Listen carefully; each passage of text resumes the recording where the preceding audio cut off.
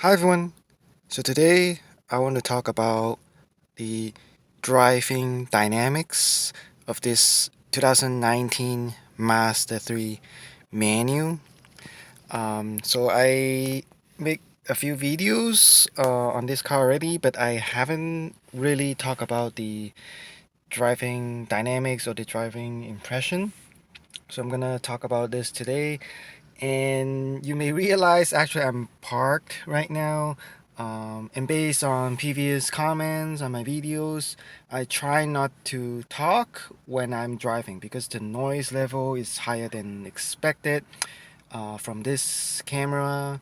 I mean, it's hard to listen to my voice if I'm driving. So I decided to do this video when I'm parked. I already did like at least two videos when I'm driving this car. So if you want to see this car in action when I'm driving, you can definitely check out those videos. But yeah, this time I'm just gonna park here because it's much better to hear what I said when the car is off. So first thing, of course, I'm gonna mainly focus on the manual transmission of this car, which is one of the best thing about the driving. So this is a Master 6-speed manual transmission. It's 6-speed, and the stick shift again, like I said, is very good. It's the hands down the best stick shift in its class. I've driven basically almost every single stick shift in this class. So I've driven the Civic, the Corolla, the Cruise, the Nissan Sentra, the Ford Focus, the Mitsubishi Lancer. Yeah, basically I've driven everything in this class manual, and I've driven all the manuals in this class.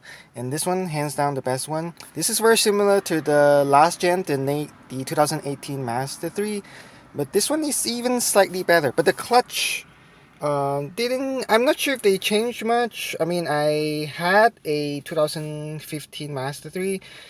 It doesn't feel much difference, but I think they actually they changed a little bit. They upgraded, so it feels even better right now. But it's not a big difference. And then the stick shift itself, you many people may think it's the same, but it's actually different. Even the material itself is slightly different. You can definitely check out the search the pictures. The shifter is different, although it looks similar. But first, let me show you the pedals. So it looks almost exactly identical as the 2018 Mazda 3 manual. So again, three pedals. This is the stick shift. And the gas pedal over here, as you can see, is a floor mounted pedal, which is pretty rare. Most car in this class has a hanging pedal, so just like the brake and the clutch, they're hanging. But the gas pedal is floor mounted. It's probably the only one in this class. I'm not quite sure. Maybe the Volkswagen, I'm not sure. But the Mazda 3 is probably one of the only one, even compared to other cars in other class. I mean, most cars, like even the luxury brands, some of them they still have the hanging one. For me personally, I prefer the floor mounted. I like it because it looks better, and I think it feels better and than the hanging one. But it's just my personal choice. It looks more upscale to me. Again, it's perfectly placed. If you want to do heel and toe, this will be almost a perfect car to do it, I would say. Especially if you're comparing other class in this class. The Corolla, the gas and the brake pedal is pretty far apart, and it's hard to do that one. That one has a hanging gas pedal. This one is easy. Like even if you have a small feet, it's quite easy to do. And then the clutch pedal, of course, the best clutch pedal in this class. Again, is very easy to find the engagement point compared to the Corolla. Like that one is very numb, and it's yeah, that one is just hard. It's hard for beginners. This car, the Mazda 3, is one of the best car to learn stick shift because The Corolla is easy to start. Like I remember I starting a few times already during my first 2 days of ownership. This car I basically haven't even started during the past 3 weeks since I own this car. The clutch is very forgiving, very easy. Um, Very easy to find the engagement point again. It's a very smooth manual transmission compared to the Corolla, the last gen, of course. I mean, the new Corolla, they improved the stick shift. I have a video of me driving the 2019 Corolla hatchback. That one, I like that stick shift a lot actually. That one I think is almost on par with this one. It's not as smooth. I mean, it's not as short throw. This one is the shortest throw in its segment. This one is almost Miata like. It feels like a Miata shifter, just slightly longer. But one thing that the Corolla manual has, or better than this one, is actually I the intelligent manual transmission. That one has the automatic rev matching when you downshift. I like that feature a lot. It makes you drive like a pro. Like it's better than any. Like no matter doesn't matter how good you are in heel and toe, that one just is better. I like that one a lot. But of course, you buy a car not only based on the rev matching, so I still pick this car over the Corolla. But the Corolla is actually my close second choice. If I'm not gonna get the Mazda 3. But the clutch is on this one is better than the Corolla, of course. The I only wish this one has the automatic ref match function. Hopefully they include that. But I don't know. The Corolla is the only car in this class that has the automatic ref matching. Yeah, I like that one a lot. And then yeah, and then there's a dead pedal over here, of course. But again, the pedals are the best in this class. And then this one, like I said, the 6-speed manual, very fun to drive. The gate is very gated, so it's very easy to shift, I would say, and it feels like a sport car. It's short throws, and the very short, and then it's kind of gated, like like the each gears is kind of close compared to the Corolla, and then it kind of feels satisfying to shift through the gears. Yeah, very gated. And then for reverse, you have to push it down and go all the way to the left. As you can see from here, the reverse is, I'm not sure if you can see. Yeah, it's very hard to see. The reverse is all the way on the left, like most cars in this class, except the Civic maybe.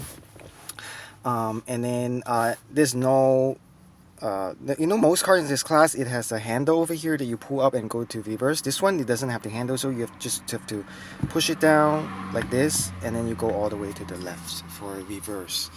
But again, I like this 6-speed a lot.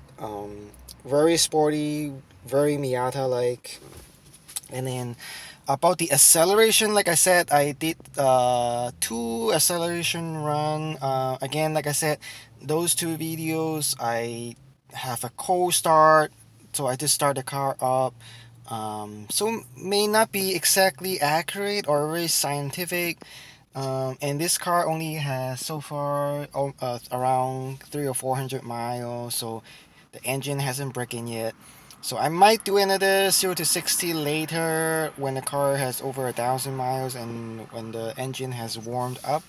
We'll see. It's hard to film it from the dashboard view. I'll see what I can do because I have to do it one hand. And then, but this car, not the fastest in this class, but I would say it feels pretty fast compared to the Corolla. The Corolla, of course, less power, only around 160. This one 186. The Civic is close to this one, but that one, the turbo, it feels a lot faster. For this car, the 0 to 60 time, I would say it's around high 7s, or if you're really good, like the manual, if you have the manual and you shift perfectly, it could do it in 7 seconds flat, I would say. So 7 seconds, It's not too bad in this class. It's not a hot hatch. Remember, the hot hatch can probably do it in low 6 seconds or even high fives. But 7 seconds, definitely one of the faster ones. The Corolla can do it maybe in 8 seconds. Um, and then the automatic, I believe, it's a little bit slower if you. It's a little bit slower than the manual if you can shift perfectly. And then the all-wheel drive, again, of course, is slower because it's almost 200 pounds heavier. It's 100 and something pounds heavier. But yeah, this is not a slow car. It's just it's the most powerful engine in this class again, except the hot hatch. It's just I think because the car is heavier than the Civic, and then and kind of the gearing you have to shift to, especially I'm talking about the manual, you have to shift to third gear to get to 60. If they change the stick shift a little bit to make it you can shift to, if this car can shift to 60, can go to 60 in second gear, then it'll probably as fast as the Civic, maybe high 6 seconds. I remember the Miata, it only has the 2-liter engine, but that one can shift to 60 in second gear, if I remember correctly, or some sports car, of course. But yeah, this one you have to shift to third to get to 60. But again, this one is tuned towards fuel economy instead of speed. You know, Masters right now their philosophy is about refinement and luxury. They're trying to move to a luxury brand, as you can see the interior over here, instead of being a sporty brand. They're not gonna. They said they're not gonna make a Mazda Speed 3. So yeah, obviously this car is not tuned for speed. Otherwise, you can easily faster than the 1.5T in the Civic, especially if they put the 2.5 turbo in this car. It would definitely fit. They confirmed that already. Or the Skyactiv X, that one should be faster. And then about the steering, this one has the electric steering wheel, of course, like every car in the segment. Um, but the steering feel is excellent.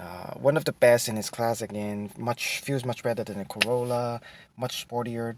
Like I said, this is the one of the sportiest car in this segment. Still, even though Mazda is trying to move to a luxury brand, but this electric steering is very. I mean, it responds very quickly. So as long as you turn your wheels slightly, the car will turn. Unlike the Corolla.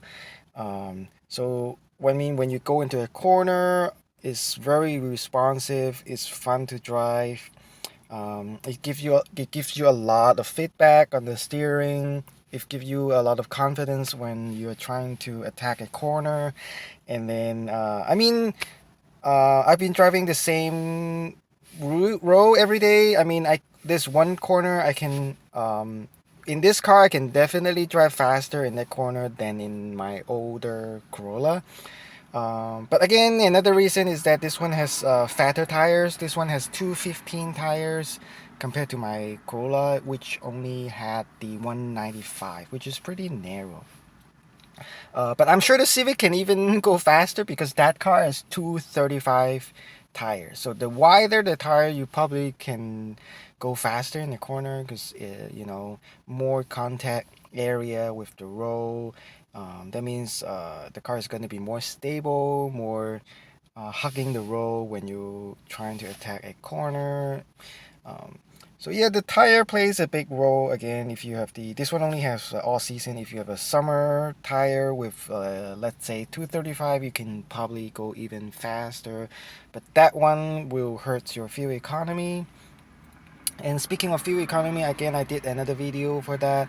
Um, so far in my first 2 week, I get between 25 and 26 mpg, which is not very good. But again, this one, the engine hasn't break in, and I have a lead foot. I accelerate a lot, so yeah, I didn't drive this softly. So I'm sure this one can go up to, I would imagine it could probably go like achieve 27 or 28 mpg combined later on, but we'll see on that. I'll make an update video.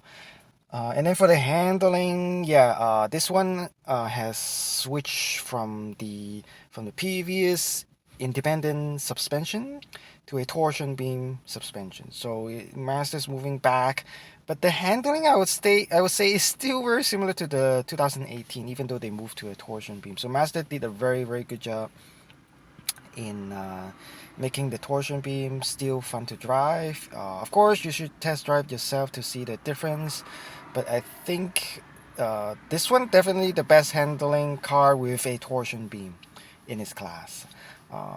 But I mean, most other car in this segment actually move onto a independent suspension already, like the Civic. All the Civics have the independent suspension. Even the Corolla, and then the Elantra, I think only the higher trim, but or the sport trim. But yeah, every single Mazda 3 has the torsion beam right now. But it's a very good torsion beam. You probably wouldn't even know it's a torsion beam if they haven't tell you. But yeah, this car handles very good. I mean, it's a little bit heavier than most car in its class. This one is the lightest Mazda 3 you can ever get. Is the hatchback front-wheel drive manual transmission. This is the lightest 2019 Mazda 3 you can ever get. This one weighs in around 3,022 pounds. The sedan actually weighs a little bit less than the hatchback, but again, like I said, the sedan doesn't have a manual. That's why this car is the lightest Mazda 3. If you're talking about automatic to automatic, let's say a sedan automatic will be lighter than a hatchback automatic, but the hatchback manual will be lighter than the automatic sedan. And of course, all-wheel drive will be heavier. This is front-wheel drive. So this is the lightest Mazda 3 you can ever get, but it's still pretty heavy compared to, let's say, the Corolla or the Civic. Those are lighter. My old Corolla is 200 pounds lighter than this, and then that's why maybe it feels a little bit heavier and slower, but it gives you confidence. This car is very stable when driving on the highway. It doesn't shake. It feels very, very, yeah, like I said, very stable, very comfortable on the highway. It's a good highway car, but even in the city, it's very nice. Um, and then again, this is the back view, not very big for the hatchback. The window is small. So it could be a problem for some people. So in that case, maybe you have to get the sedan. But again, the sedan, no manual transmission. But so far, the driving experience is very positive, I would say. I like the driving a lot. This car is still very fun to drive. And yeah, let me know in the comments if you have any other questions. So this is about the driving dynamics of this car. So anyway, thanks for watching and have a nice day.